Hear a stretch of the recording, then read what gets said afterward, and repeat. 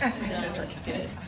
I think I know all of you, but I was thinking about my, time with young kids, and I was just talking to Pete. I'm like, we're just going to talk through the dynamics and stuff, and I never know how to start. And he goes, tell us some stories about the kids. So I'm like, okay. So Dane came home last night, and we were like laughing about different stories. I asked Connor one story that is the funniest story of the time, and he was too embarrassed. He goes, no, I don't want you to share that one. So I said, okay.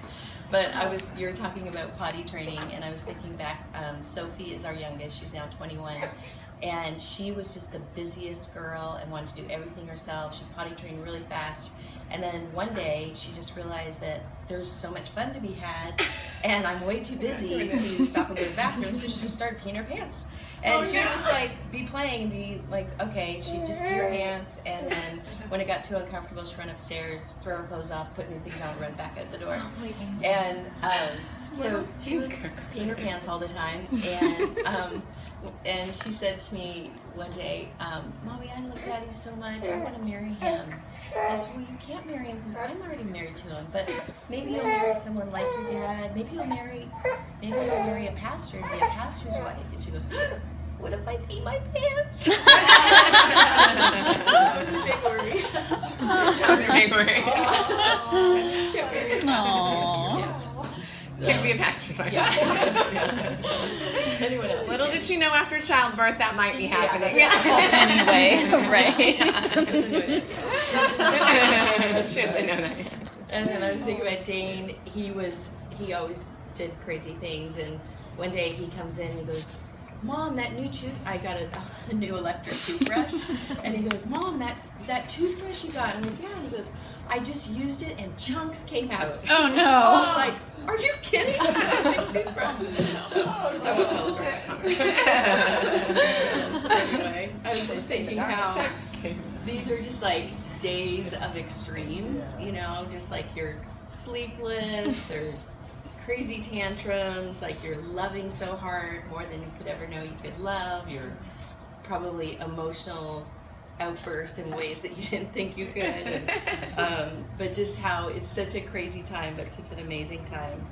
And I think one of the things I was thinking about is some of the people, especially in ministry, like Pete and I talk about, you're always gonna bump up against people that are hard. It's just, life. And especially in ministry, and we talk about really looking at the church as a hospital. And so, I think Sarah Stanley and I were talking about how I think we have a view of we want church to be where everybody's like us, and these are all my people, and it feels really good, but that's really not the church. And the church is for the people that feel on the outside and are broken, and to come in and get healed and send them back out. And so it's almost like looking at some of your, people that you might get. You're going to get really healthy people, but you're going to get ones that, have been through a lot of hard things, and it's going to come out in the dynamics here.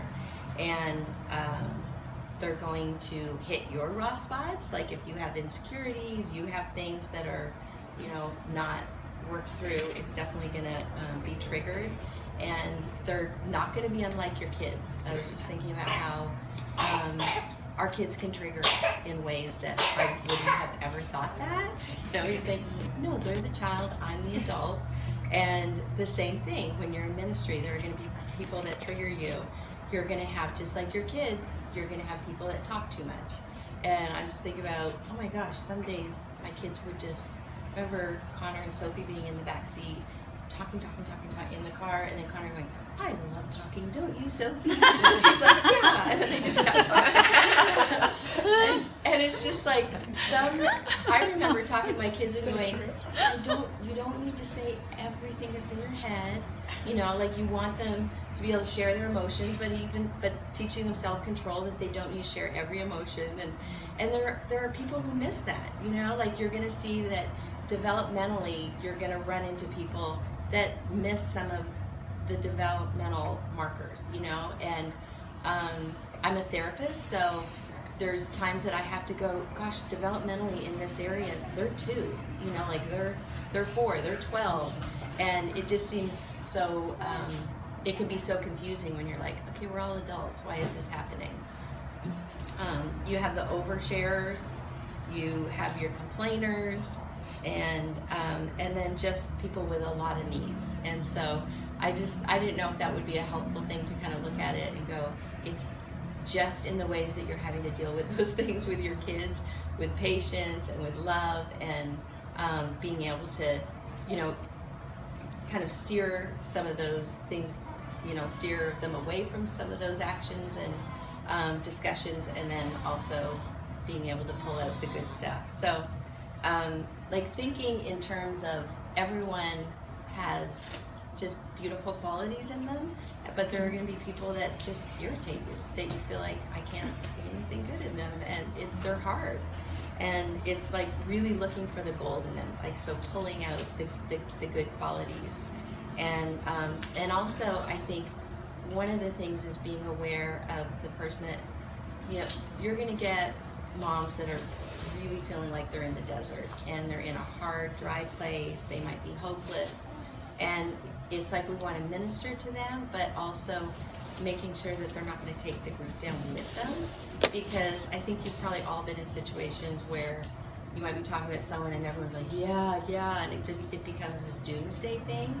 And I remember how meaningful it was as I started developing friendships where they would hear me, but they would it was like a quick thing, like, okay, we're not going to stay here, and kind of pull you into hopefulness. And so that's one of the things I'd say.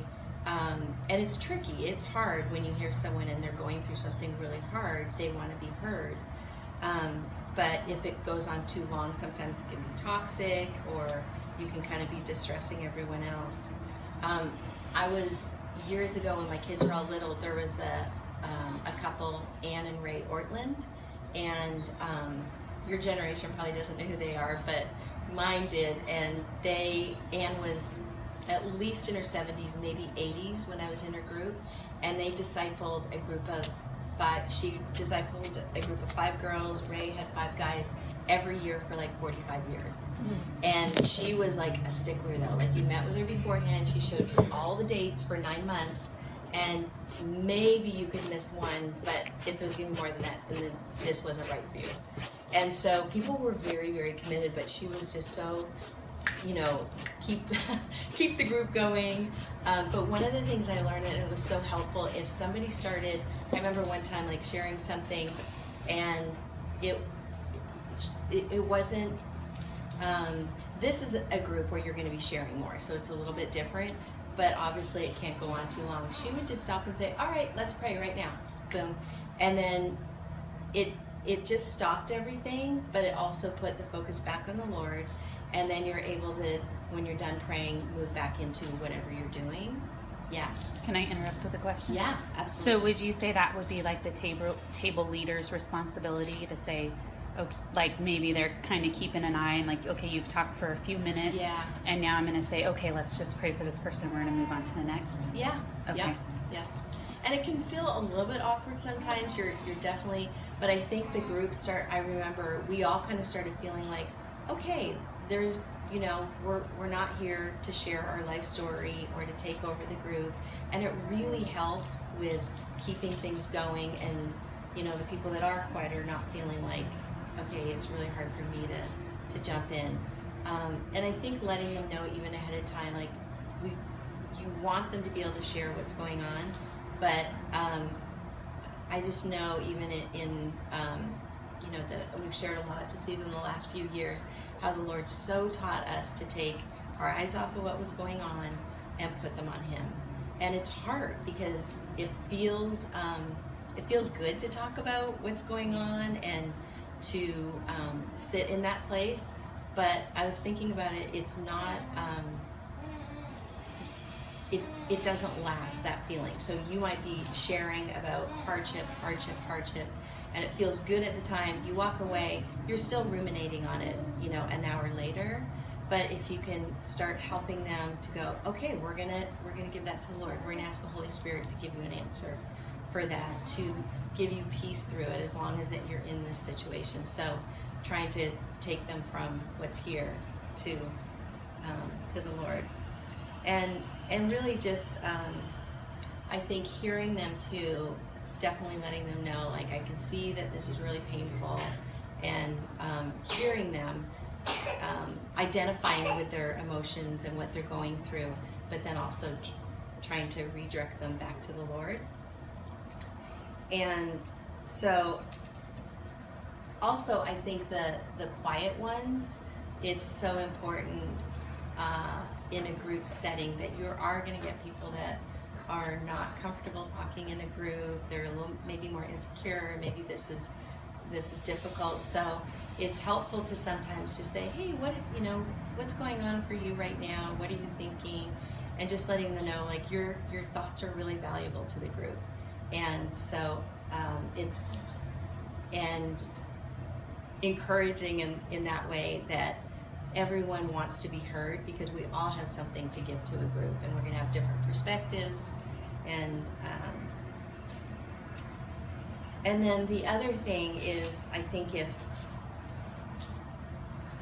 kind of identifying early in the season, like, who would be your right-hand person, who's going to be able to kind of take over the group. So if you have someone that's really struggling or having a hard morning, you might want to sometimes, I think, just asking the Lord for that discernment. Sometimes it is going to be great to have the group just minister to that person, and then other times, if just kind of looking and seeing where everyone's at, it might be better to say, you know what, it looks like you're having a hard time.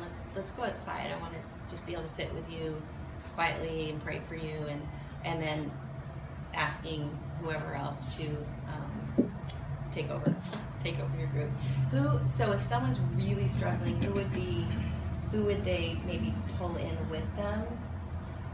So the table leader and Shannon and I are going to be at different tables, Okay. and so the table leader will have a coordinator at each of the tables. Okay. So Okay. either we can come out with the person, or Okay. if they feel like they're going to be the one-on-one, and there will be somebody, Okay. myself or Shannon, All right. And who are the Okay, table so- leaders? Teresa and Natalie. Oh, awesome.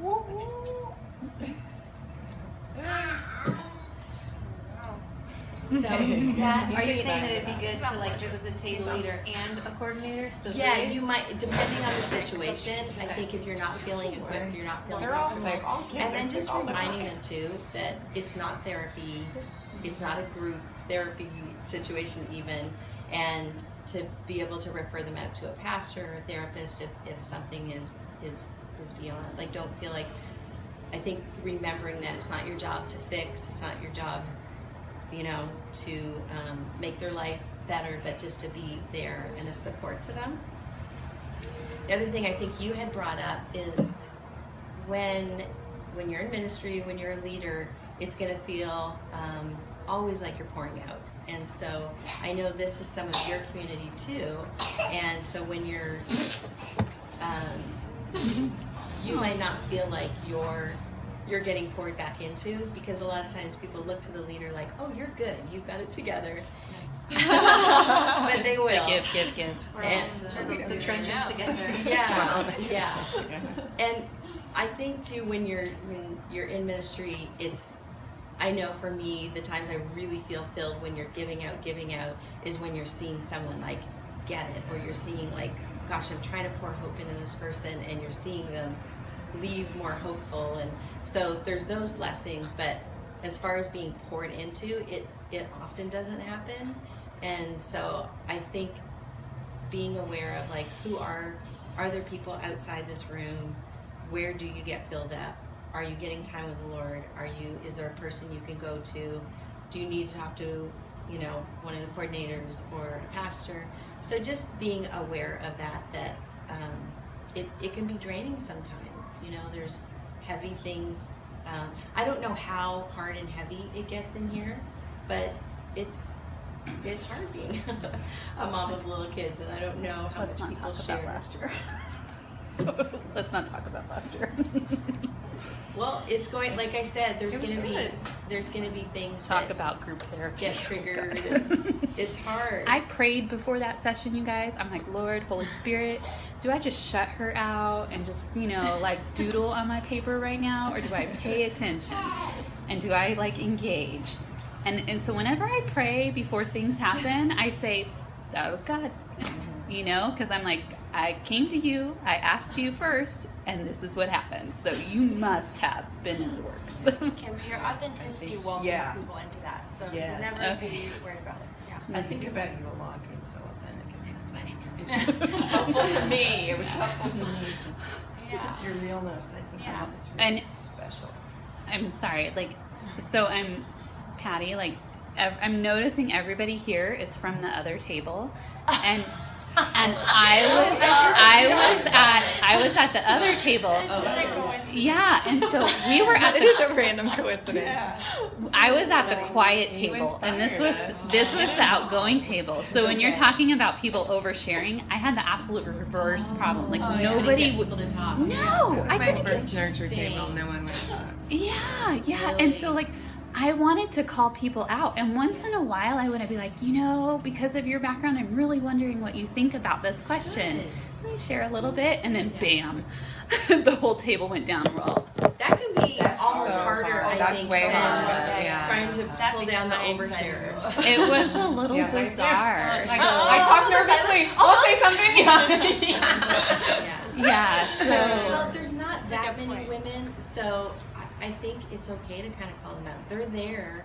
They To want, share and have they community. want that Yeah. environment.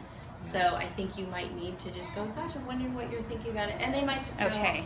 I was really worried about that. If I'm putting someone on the spot and they don't want to talk, if I was making them, I'm not the table leader now, so it's not an issue. But yeah, I was concerned, if I called them out by name, hey, do you want to share? We haven't heard from you. If it would make them feel uncomfortable and that they, wanted to leave. So, how do you guys feel about that? A lot of us are extroverts, so I think that's hard for us to answer. Yeah. I think it's prayerfully reading the people that are there and kind of just knowing where they're at and kind of just getting a sense in the moment and asking the Lord for discernment, because sometimes it's really helpful, but also sometimes it's better more one-on-one, to say hey, you just seem down today, what's going on, versus pointing them out in front of everybody. And so part of it's a temperament thing. You should make people rate before they come in. Introvert, extrovert, and even out your introvert, extrovert tables. Because we're normally all extroverts, right? Yeah. Well, we had an introvert at our, I think we had one introvert at our table. Well, Natalie, And- are you an and introvert or she- an extrovert? I feel like I'm a mix. You're You're mixed. You're balanced. Yeah, You're Just in the like a middle. blank. You can Yeah, be that's talker true. and still be an introvert. Yeah. Yeah, that's true. But we Yeah, had one that's true. person that Yes. was very, Yes. she So was quiet. Yeah. but randomly, out Would of the throw all blue, this out, yeah. would share. And so I feel creating that atmosphere, and you're talking discernment, That 'cause safe space. yeah, one day you'd call her out, nothing. Next day she'd just volunteer up all this Yeah. information. You're Yes. amazing. Yeah. I think Jesus it is also working through depends you. if it's the very beginning of nurture too, Yeah. when it was my first time Yeah, years so ago. awkward, yeah. You're still assessing if this Yeah. is a safe space. I Yes. don't know these people yet. Right. And That's if it's the true. beginning of nurture. Yeah. that's a good Getting one. familiar with They're the trying to figure out. atmosphere. Especially the this group was the dynamic. first year Yeah. here, and maybe people just Yeah. weren't feeling super comfortable. And also looking at the questions, finding a question that, oh gosh, this is as easy a question. Yeah. They're not going Everyone to could have to share, divulge yeah. that much. Maybe finding the really quiet one and asking them that, because different than being in a Bible study, I think people get so, if it's a theology question, what if I get it wrong? And then like you're saying, a more emotion where you're drawing out their emotions is going to be hard too. But if it's something a little more surfacey, Mhm. that Like an helps them icebreaker. get comfortable. Yeah. Yeah. Like, Okay. what are you struggling with this morning? I think Right off the bat. What's weighing on your soul heavily today? Put that up. Yeah. But usually even like something about your kids or like when you, Yeah. you know, like What's you- something That that is has safe. happened That's this pretty week? safe. Yeah. See something Yeah. frustrating that happened this morning. Frustrating this morning. Yeah, this morning. I volunteer that. I will just say though, Nicole and I actually were talking about it last night, and we were talking about how to kind of break up the tables, what's the best process, and so we are like prayerfully considering like how to do that, and I think it is going to be like pretty, broken up, more balanced. And part of it last year, you guys didn't know. Everybody was new, right? Yeah. Kind of. I mean, there were who's some who, elements that were personalities. more, but this is the first year it's like being repeated to kind of know what's going on. So I think so we're still in process about that, and there might be more people coming too. But Do you know how many do you have right now? so far we have 12. Yeah, we put you down. so. She's 12. Yeah, 13 then. Yeah, 12 or 13. Okay. So a lot So and then if you get more childcare workers, Then we And can also try and get more we people. also, we just have the child care worker. We only had one scheduled, and so we just hired 2 more. As of like 2 days ago. So right now we need to get another child care worker to even open it up because our kids. so it's still frozen. Yes. I think she's hopeful that we're going to, and even I'll just like Costa Mesa only had 5 childcare workers as of like It's insane. last week, and so they had to cap. They only had enough childcare workers to cover their leaders. Yeah. Oh my So goodness. like we're So all it's been in like hard, a yeah. stretching place of like, and sometimes you feel like, well, it doesn't happen till the end closer to because of like a Vanguard and some of the And they're all other starting places that school, so they're trying to figure out their their schedules. yeah. change. Yeah. So we're, Chapman's in already. Did we look at Chapman? we did Chapman everywhere. we did share with the Chapman Christian group that we were in need. So I know some people have, but there is a process. They have to go through background check and An there is interview. There's an interview. There's an interview process where you have to be Yeah. a Christian. So like even if like Statement of I like faith, you, yeah. I think she'd be a great like you do have a commitment of faith and there are it's not just you want to be you're in which is good but it also makes it more challenging. more challenging. So you had 5 people show interest and the process takes a while. So if we can't commit Yeah, what about like grandmothers or anything? Yes. So I guess on Sunday, just as an update, 2 individuals from Orange expressed interest to Shelby, but like I said, they have to go through the process. They have to get background checked, and then HR at Central has to contact them, schedule an interview. So it's like a process. And then they're doing like Vanguard is doing like I think like a job fair, and so at that job fair, somebody from Central is going to be there representing Costa Mesa and ourselves. Right on. So hopefully, prayerfully, and then maybe that might lead to more leads as well. Yeah. So sorry, we didn't mean to. No, that's all right. So in You prayer. announced it last Sunday or on Sunday. So I was not there on Sunday. Camille did. So there was an announcement about the child care workers and nurture. What are the hours and pay? So it's $12 an hour, and it's 2.5 hours because it's from 9:15 Good. till 11:45. So 15 minutes before we start, 15 minutes after. So 2.5 hours. Just a little extra. Make sure they announce the day too. I feel like one time they announced the need And it for starts the day. on the 19th. Did the Chapman kids, were they going to tell, like, because it's InterVarsity, I think, the ones that are coming to Orange? Yeah, I spoke Were they going to Megan Blair, Okay. who's the representative, I understand, for Chapman, the InterVarsity, and Okay. she gave an announcement at Chapman on our behalf. I had offered to be there, but Awesome. and I kind of felt like that would be an awesome opportunity for us to connect with Chapman too, and to try to start building some relationships with some of the students. So, but I don't know if any of those Chapman students were actually hired. Okay. I know a few of them didn't like follow through. Like they might have emailed initially, but then there was like a lapse in communication or something like that. So maybe one got hired. I'm not exactly sure. So just going back to kind of being filled, I think Pete and Jason talked about it, like the jar, and it's just that picture that you have to find ways that you're being filled. It's going to spill out. It's going to spill out onto other people. your relationship with the Lord is going to spill out the way you lead the group, the way that you handle the people. And I think that one of the things I was thinking about are in Proverbs 18:21, the message says, message version says, words kill, words give life. They're either poison or fruit, you choose.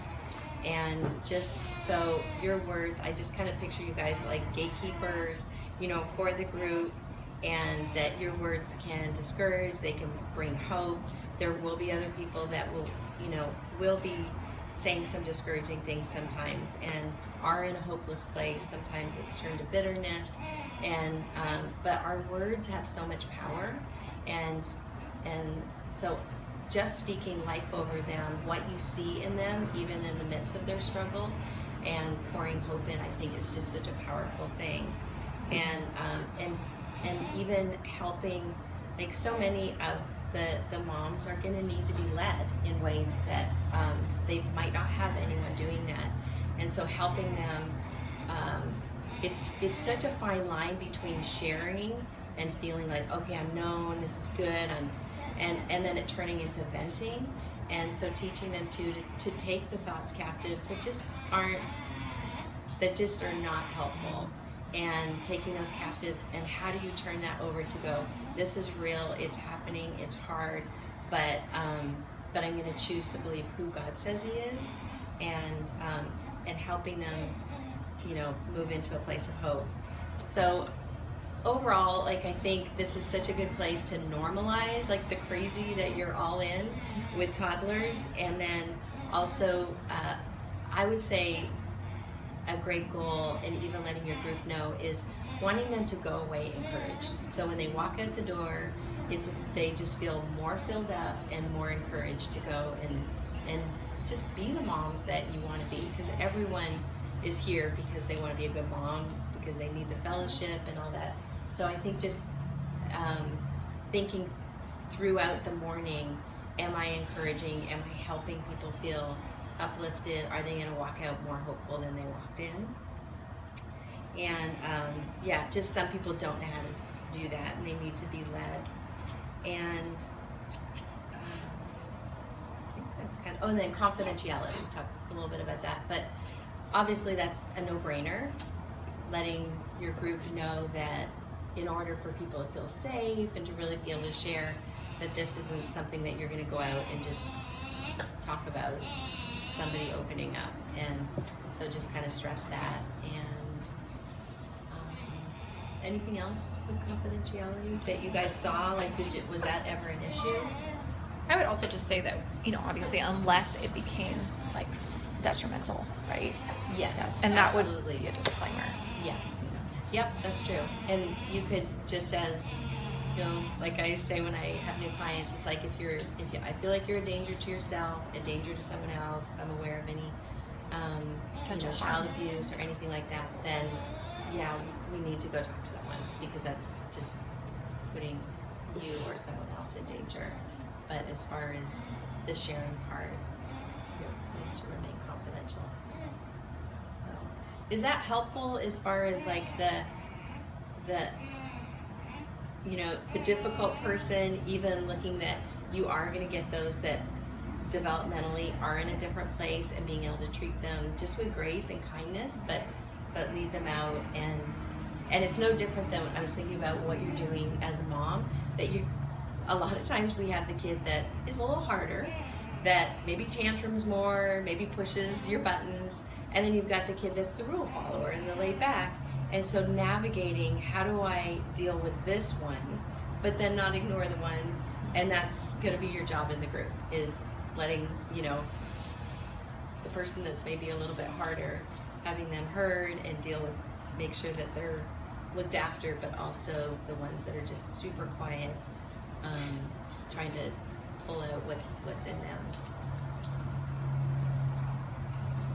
I think for me, that because I've had many good experiences with nurture, that oftentimes I walk in thinking like, I know what's crazy is going on in my life, but I just see it sometimes like pretty rosy, or like I think, oh, it's gonna go good. So it's always a good reminder just of like, of having a good, I think, a balanced perspective walking in as a leader, that realizing like whatever your rose-colored glasses or tinted glasses look like, that we need to kind of take those off and really be able to survey what's going on with a blank, almost like a blank slate or something, so that not prejudging or bringing something in. So for me, it's a good reminder of I need to like wipe away a little bit of what I see and bring into it, and realize that there's going to be other stuff brought in. And so that's what this, I think, allows for me, like kind of a reset, and as opposed to be like, I've done this nurture and I'm ready to like go in and it.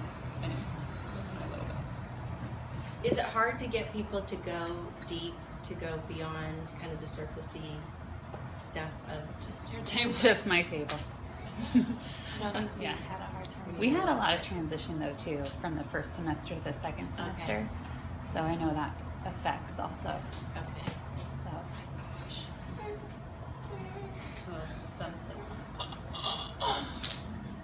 And what someone else does, it kind of opens it for other people too. Okay. So I feel like that's how our table. Yeah. Yeah. And I've been praying a lot about that already, just that like I'm speaking next week, and just like even for myself to be vulnerable, so that we can create a space of vulnerability, so that we can, then other people will feel the freedom to also be vulnerable, because I think it is kind of something where they meter what's happening around them and kind of make a determination as far as how they should respond. Right. Set the tone. Yeah, do my best. Say a prayer for me. Vulnerability is not always my strong suit. Oh, yeah, it's good. Yeah, that's such a good point, because you not only want people to walk out encouraged, but to feel like that it's not just this put on your happy face, and there are days that are hard, and to be able to talk about that with, what are you guys doing, and I'm coming up against this, and just feeling like you're in it with somebody is huge. What is the mission statement for Nurture? What is it?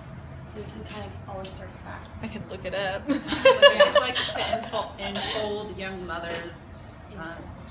That's, I think, the word that into in a nurturing, I don't know if that's the next word, but nurturing way and environment that leads to both growth in an environment with our kids and spouse and relationship with the Lord.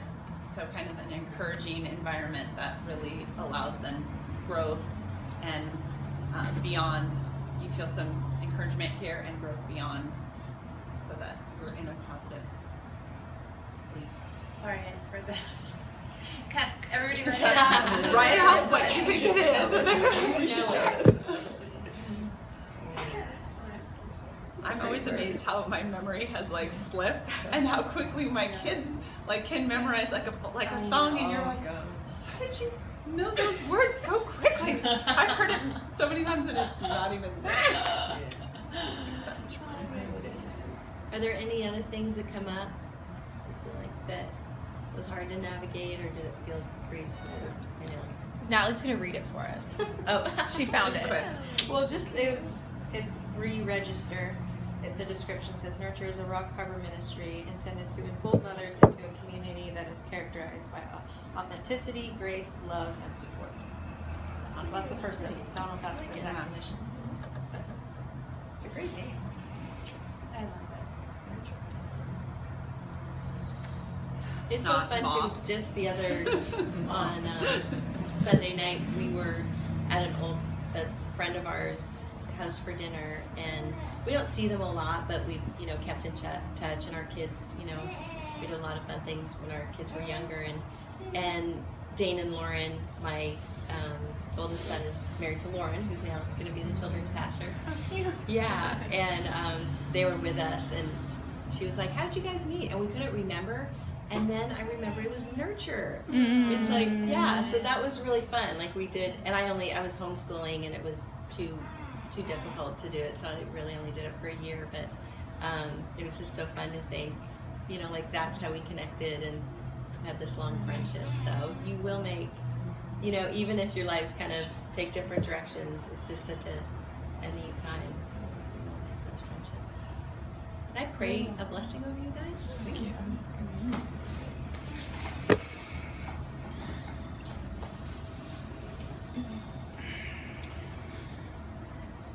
Lord, I just thank you for this, just this nurture group where moms can feel more equipped to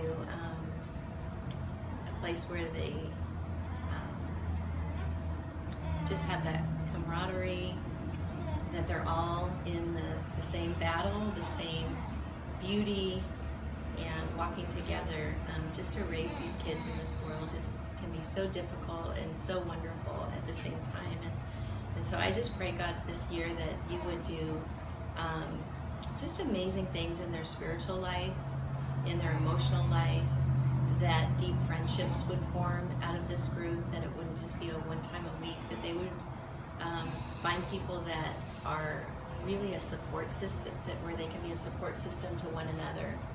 And we just pray too for the time for the kids, that this is a blessing to them, and that they go away feeling loved and encouraged also. And so I just bless these moms with patience and peace and the discernment so needed to raise their kids up well. And I bless them with happy marriages and homes where their kids grow up knowing their true identity, and that they would never waver from it. And also that they would know just how deep and wide your love is for them and for their kids. And I bless them with the ability to forgive themselves when they aren't perfect or when their kids struggle, and for them to be gentle with themselves as they grow into and become all that you created them to be. Thank you, Jesus. Thank you for what you're doing in each and every mom, and just for their desire to serve. In your name we pray. Amen. Amen.